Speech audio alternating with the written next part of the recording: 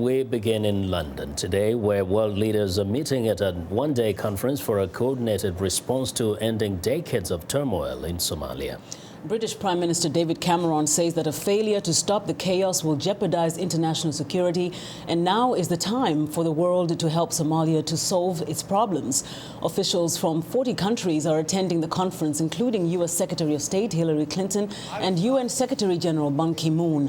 Somalia has endured 2 decades of civil war, terrorism, famine and poverty since the fall of its last stable government in 1991. But Somali Prime Minister Abdiweli Mohamed Ali insists that a stable, prosperous Somalia is not an impossible dream, and he also says the future depends on the cooperation of the transitional authorities with the African Union and the world. Despite being described as the world's most failed state, Somalia is achieving standards of living that are equal or superior to many other African nations. The country ranks in the top half of the African countries on several key development indicators, and in fact only came near the bottom on 3 out of 13 indicators. It may also surprise many that 2 northern Somali ports account for 95% of all goat and 52% of all sheep exports for the entire East African region. It is time to return both the process and the country to their rightful owners, the people of Somalia, and come August, so it will be. There must be no further extension of the transition. It has to end. With the help of our neighbors and friends on the African continent and beyond, we are making progress on the 4 strategic goals of the roadmap: security, reconciliation and political outreach, completion of the constitution-making process, and delivery of good governance. Now, Somalia has been in a running battle with the al-Qaeda-linked al-Shabaab insurgents. The militants control large parts of the country and want to impose strict Islamic law. But al-Shabaab suffered a major defeat on Wednesday when it was forced to retreat from Baidoa, Somalia's 3rd largest city, a long-time rebel stronghold. Now, joining us for more on Somalia is Harun Maruf, senior editor of VOA's Somali service. Harun, thank you so much for joining us today. Thank you. So I want to go straight back to the conference taking place in London. British Prime Minister David Cameron described the conference as not just the largest gathering to talk about Somalia, but also the most influential. What can you tell us about the timing of this? Why now?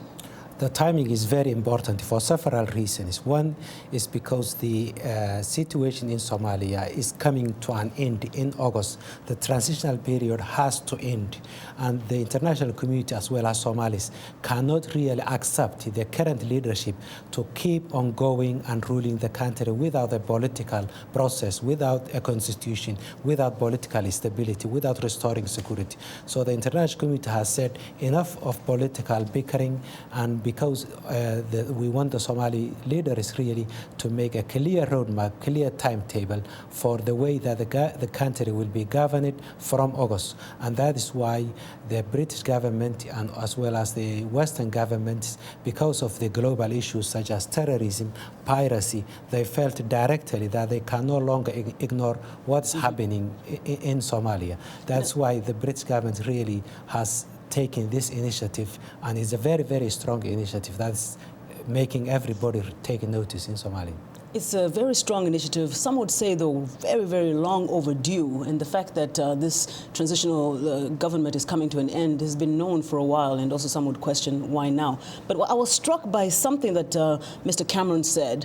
He admitted that Western politicians have dismissed Somalia's problems as difficult and remote to fix, and then also that engagement has been sporadic and half-hearted, and that fatalism has failed Somalia.